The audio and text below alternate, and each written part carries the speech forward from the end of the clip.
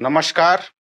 आज के इतिहास शिक्षण में मैं डॉक्टर जसपाल सिंह खत्री, प्रवक्ता इतिहास, विद्यालय शिक्षा उत्तराखंड, आपका हार्दिक स्वागत करता हूं। आज हम अध्ययन करेंगे कक्षा 11 इतिहास की पाठ्य पुस्तक विश्व इतिहास के कुछ विषय, और इसमें हम अध्याय 6 मूल निवासियों का विस्थापन इस विषय पर आज चर्चा करेंगे। आज की हमारी चर्चा के बिंदु इस प्रकार से रहेंगे।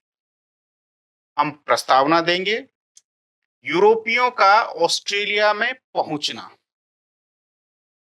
ऑस्ट्रेलिया का विकास जो कि आबादगार थे नए, उनके द्वारा किया गया, ऑस्ट्रेलिया में बदलाव की एक लहर चली जिसमें कि जो आबादगार थे उन्होंने जो मूल बाशिंदों के साथ जो अन्याय किया था उसको लेकर के उनके मनों में जो बदलाव हुए, उसका जो दौर चला, उसका भी हम यहाँ पर अध्ययन करेंगे।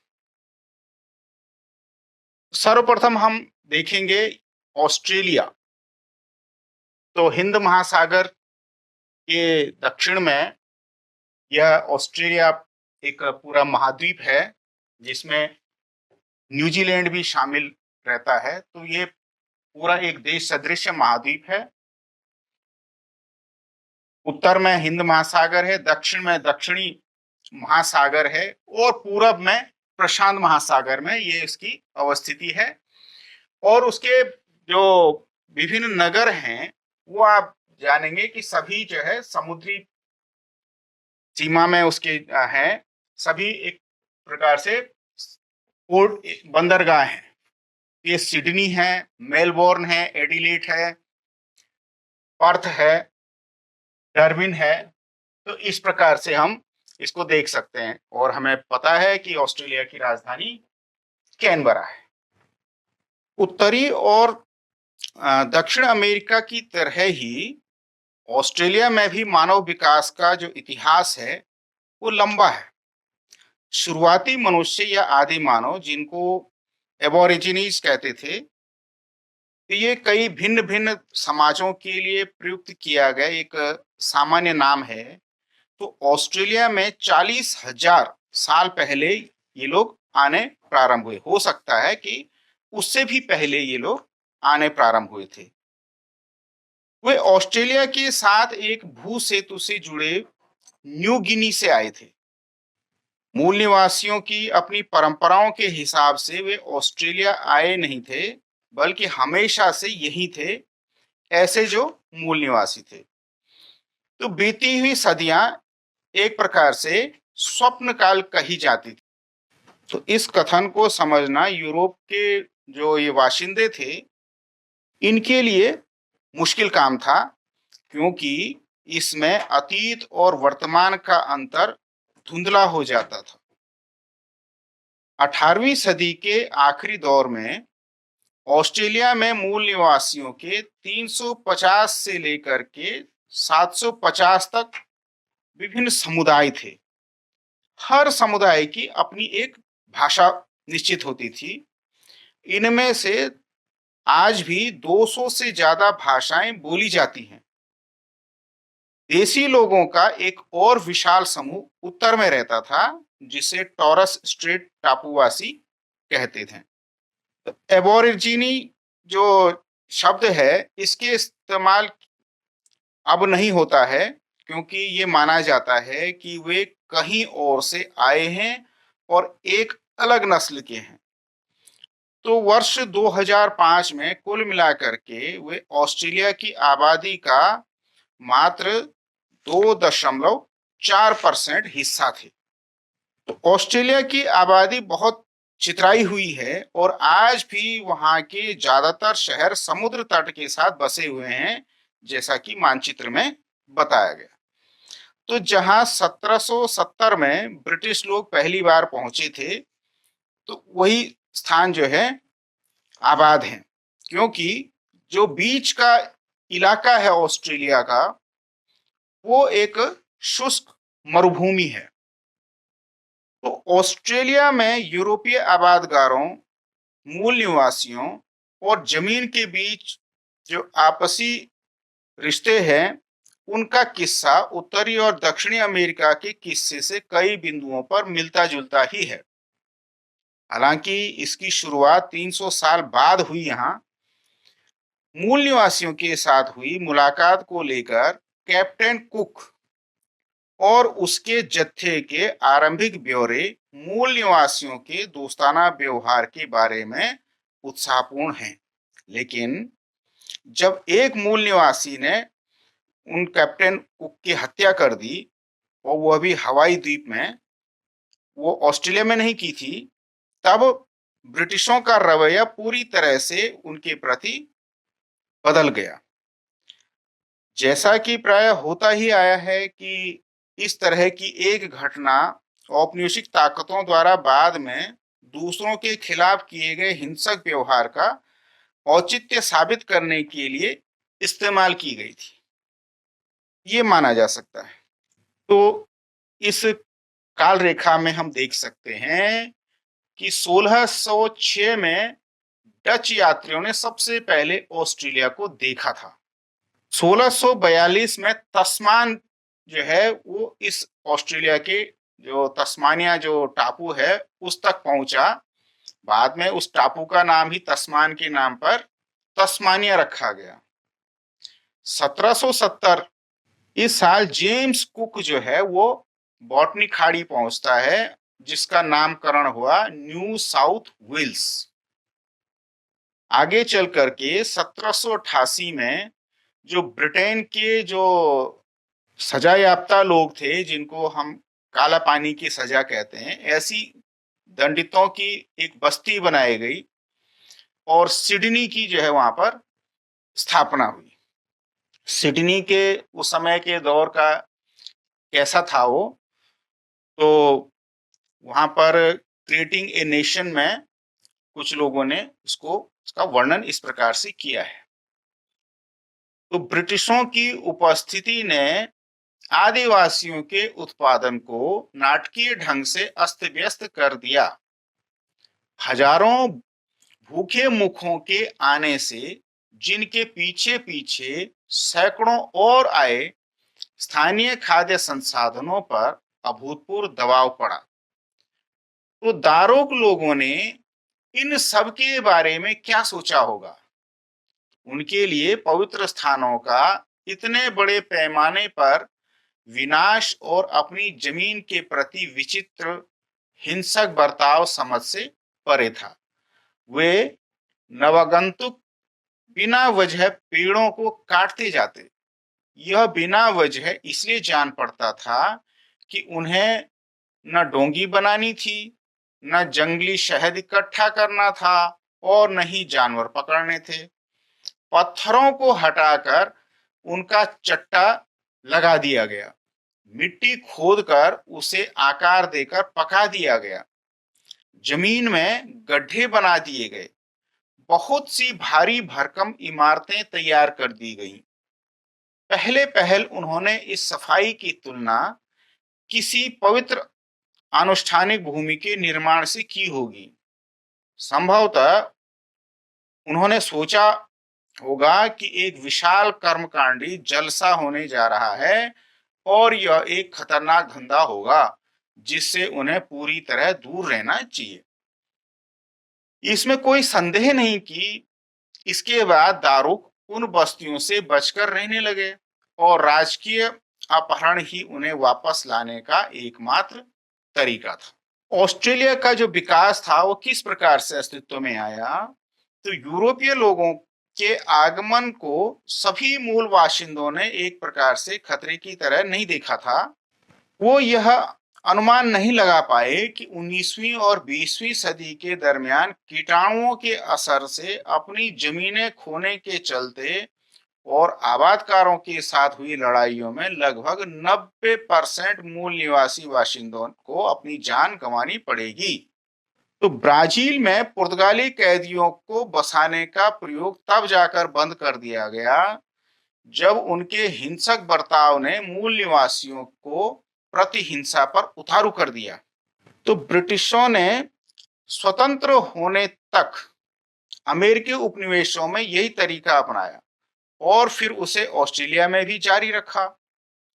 ऑस्ट्रेलिया के ज्यादातर शुरुआती आबादकार इंग्लैंड से ही निर्वासित होकर के आए थे और उनके कारावास पूरा होने पर ब्रिटेन वापस न लौटने की शर्त पर उनको ऑस्ट्रेलिया में ही स्वतंत्र जीवन जीने की अनुमति दे दी गई।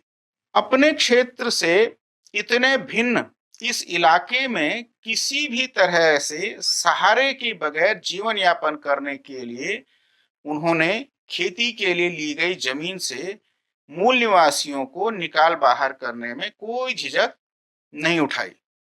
यूरोपीय बस्तियों के तहत ऑस्ट्रेलिया का जो आर्थिक विकास है वो अमेरिका जितना भिन्नतापूर्ण नहीं था। भेड़ों की विशाल फार्म और खाने, उसके पश्चात मदिरा बनाने हेतु अंगूर के बाग और गेहूं की खेती एक लंबी अवधि में और काफी परिश्रम से वहां पर विकसित हो पाई। इन्होंने ऑस्ट्रेलिया की संपन्नता की बुनियाद तैयार की। जब राज्यों को मिलाया गया और 1911 में ऑस्ट्रेलिया की एक राजधानी बनाने की योजना चल रही थी, तब उसके लिए वुलव्हिटलैंड नाम का उसको सुझाव दिया गया था, लेकिन बाद में अंततः उसका नाम कैनबरा रखा गया। कैनबरा ये एक स्थानीय शब्द कैमबरा उससे बना हुआ है, जिसका अर्थ होता है सभा स्थल।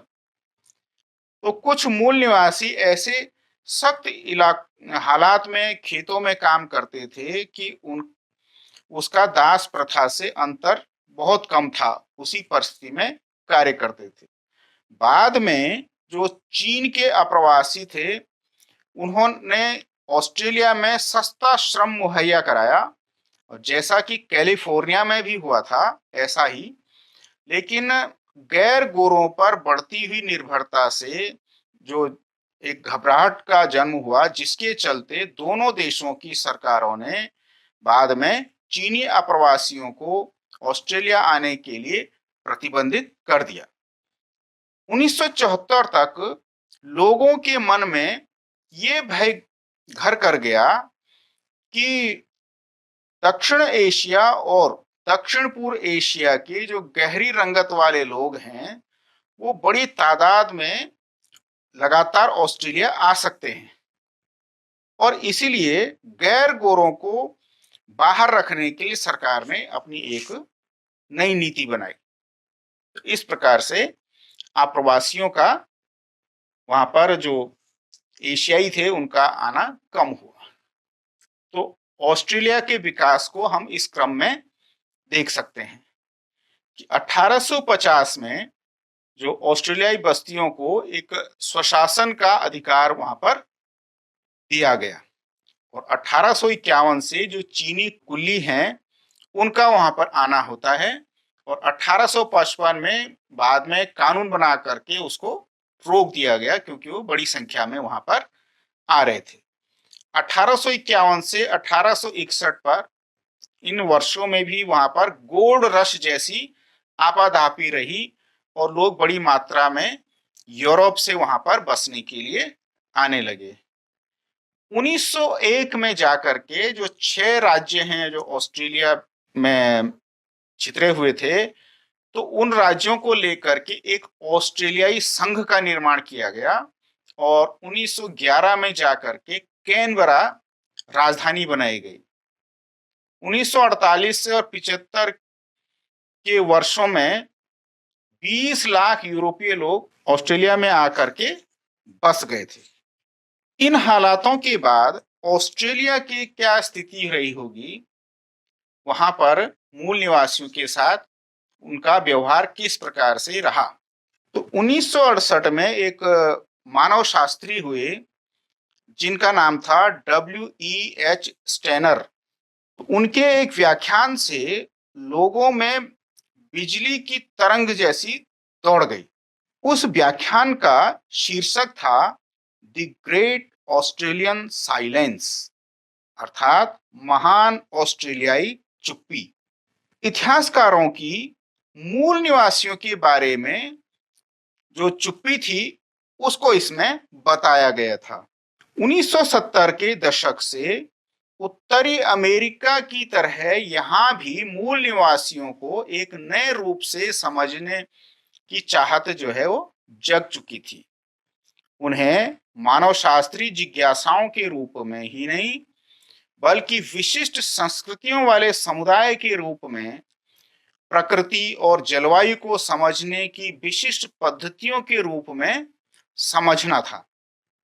तो उन्हें ऐसे समुदायों के रूप में समझना था उन्हें, कि जिनके पास अपनी कथाओं और कपड़ा साजी, चित्रकारी, हस्तशिल्प आदि के कौशल का भंडार जिनके पास था, और वह भंडार सराहने, आदर और अभिलेखन के योग्य था उन मूल निवासियों का। इन सब की तह में वह जरूरी सवाल था जिसे आगे चल करके एक अन्य लेखक हुए हेनरी रेनॉल्ड्स, उन्होंने अपनी प्रभावशाली पुस्तक जिसका शीर्षक था व्हाई वरंट वी टोल्ड, अर्थात हमें क्यों नहीं बताया गया, एक प्रकार से हमें क्यों नहीं बताया गया, उसको सामने रखा। इस किताब में ऑस्ट्रेलियाई इतिहास लेखन के उस ढर्रे की भर्त्सना की गई जिसमें कैप्टन कुक की जो ऑस्ट्रेलिया की खोज थी वहां से ही इतिहास, ऑस्ट्रेलिया के इतिहास की शुरुआत मानी जाती थी। उसके बाद से मूल निवासियों की संस्कृतियों का अध्ययन करने के लिए विश्वविद्यालयी विभागों की स्थापना हुई, यानी आर्ट गैलरीज में जो देसी कलाओं की दीर्घाएं उसमें शामिल की गई। देसी संस्कृति को समझने वाले कल्पनाशील तरीके से सज्जित कमरों के लिए संग्रहालयों में जगह बनाई गई और मूल निवासियों ने अपने जीवन इतिहासों को उन्हें जो है लिखना शुरू किया है। ये सब एक अद्भुत प्रयास है और यह प्रयास समय रहते शुरू हो गया। अगर मूल निवासी जो लोग थे उनकी संस्कृतियों की अनदेखी इसी प्रकार से निरंतर जारी रहती तो इस समय तक उनका काफी कुछ विस्मृति के गर्त में जा चुका होता। 1974 से बहुसंस्कृतिवाद ऑस्ट्रेलिया की राजकीय नीति रही है, जिसने मूल निवासियों की संस्कृतियों और यूरोप तथा एशिया के जो अप्रवासी थे उनकी भांति भांति की संस्कृतियों को उसमें समान आदर उस नीति में दिया जाता था। 1970 के दशक से जब संयुक्त राष्ट्र संघ और दूसरी अंतर्राष्ट्रीय एजेंसियों की बैठक में मानवाधिकार शब्द सुनाई पड़ने लगा तो ऑस्ट्रेलिया की जनता को तब यह एहसास हुआ कि संयुक्त राज्य अमेरिका, कनाडा और न्यूजीलैंड के विपरीत ऑस्ट्रेलिया में यूरोपीय लोगों द्वारा किए गए भूमि अधिग्रहण को औपचारिक बनाने के लिए मूल निवासियों के साथ कोई समझौता पत्र जो है तैयार नहीं किया गया है। सरकार हमेशा से ऑस्ट्रेलिया की जमीन को टेरा न्यूलियस कहती आई थी। इस टेरा न्यूलियस का अर्थ होता है जो किसी की नहीं है, अर्थात जो किसी की नहीं है उस पर मैं दावा कर सकता हूं। इसके अलावा वहां अपने आदिवासी रिश्तेदारों से छीने गए मिश्रित रक्त वाले मूल निवासी यूरोपीय बच्चों का एक लंबा और यंत्रणापूर्ण इतिहास भी था। इन सब सवालों पर खड़े हुए आंदोलनों के कारण अनेक प्रकार से खोजबीन शुरू हुई और दो बड़े महत्वपूर्ण निर्णय जो है उनके द्वारा लिए गए। पहला यह था कि इस बात को मान्यता देना कि मूल निवासियों का जमीन के साथ जो कि उनके लिए पवित्र है, मजबूत ऐतिहासिक संबंध उनका रहा है और इसका आदर जो है किया जाना चाहिए।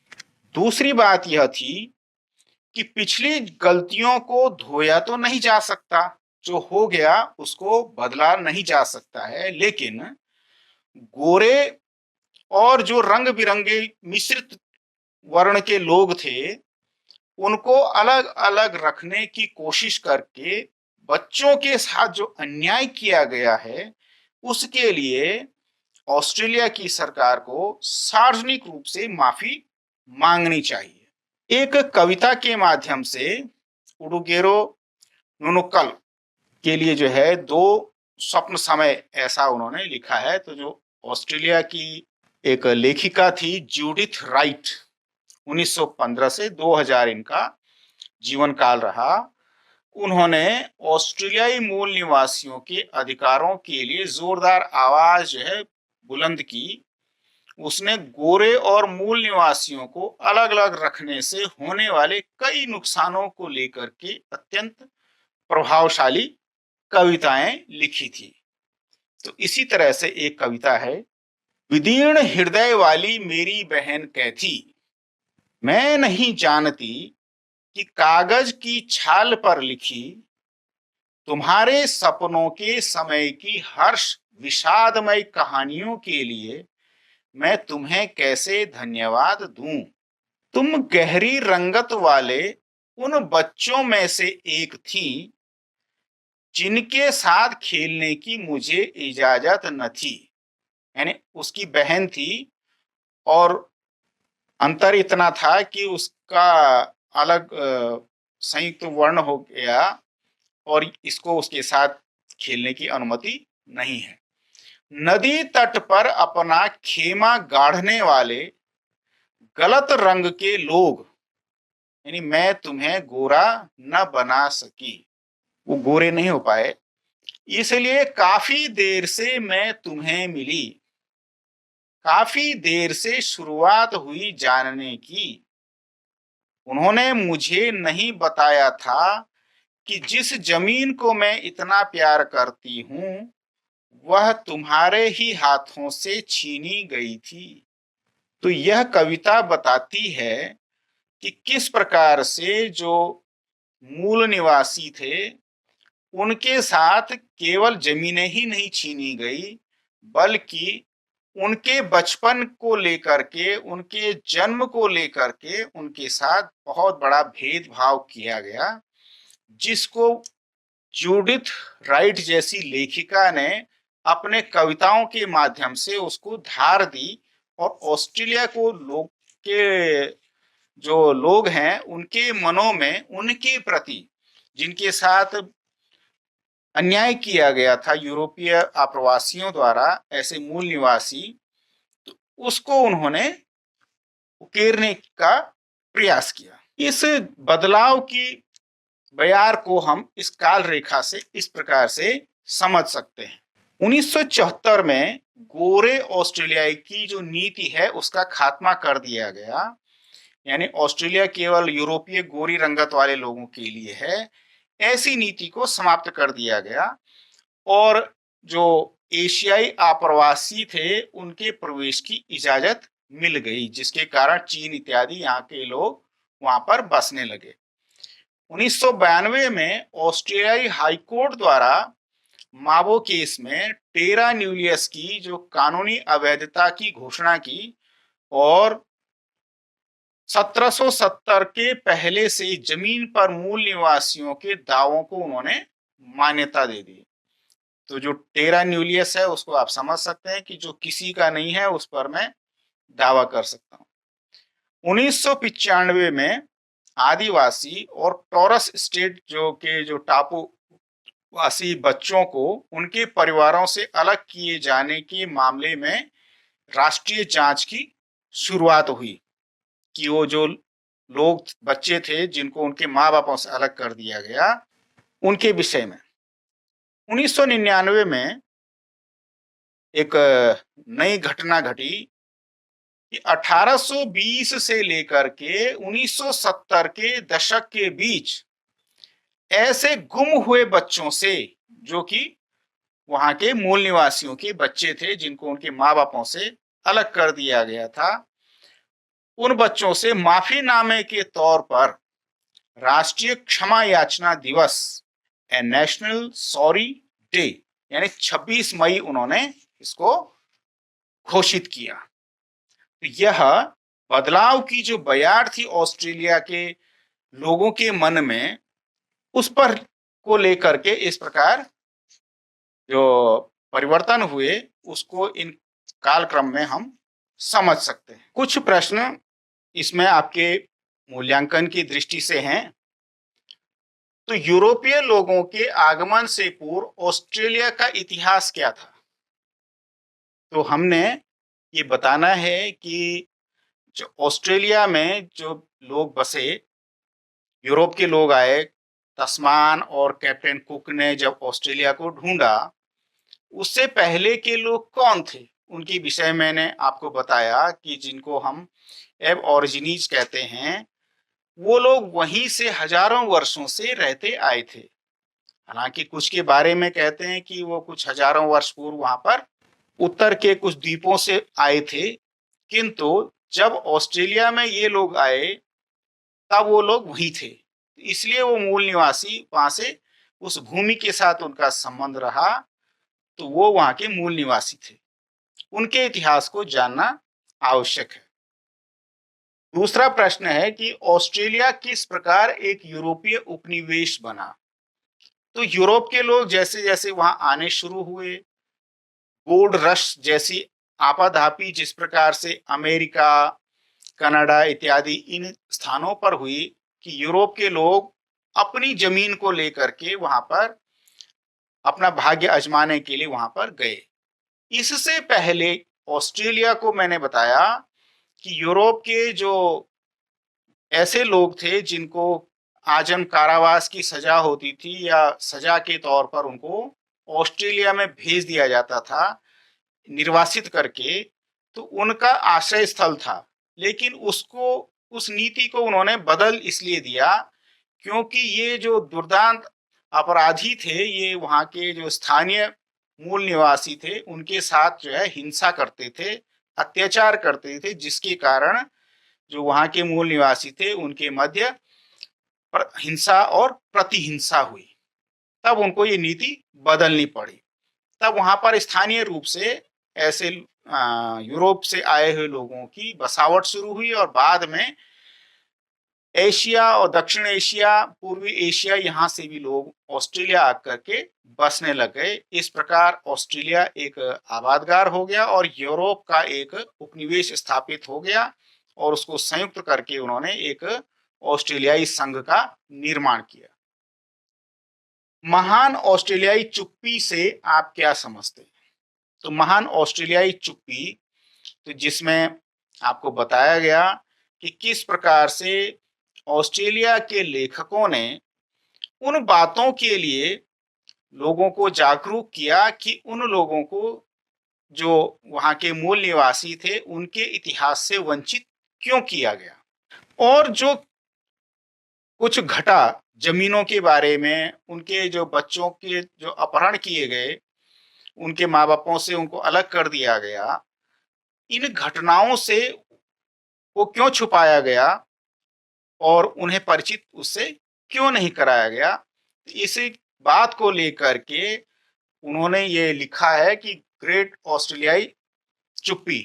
तो इस प्रकार से इसके विषय में भी आपने जाना कि किस प्रकार यूरोप के बाशिंदों के बीच में जो ऑस्ट्रेलिया बस गए थे, मूल निवासियों के प्रति सहानुभूति जागरण का कार्य इससे हुआ। इस प्रकार इस अध्याय में हमने जो चर्चा की कि यूरोपीय लोग किस प्रकार से ऑस्ट्रेलिया में पहुंचे। उनके पहुंचने के बाद ऑस्ट्रेलिया की जो आरंभिक जो नगर बसे, वो समुद्री पत्तन थे। जहां वो ऑस्ट्रेलिया में लोग पहुंचे थे, वहां विकसित हुए बड़े बड़े नगर वहां बने।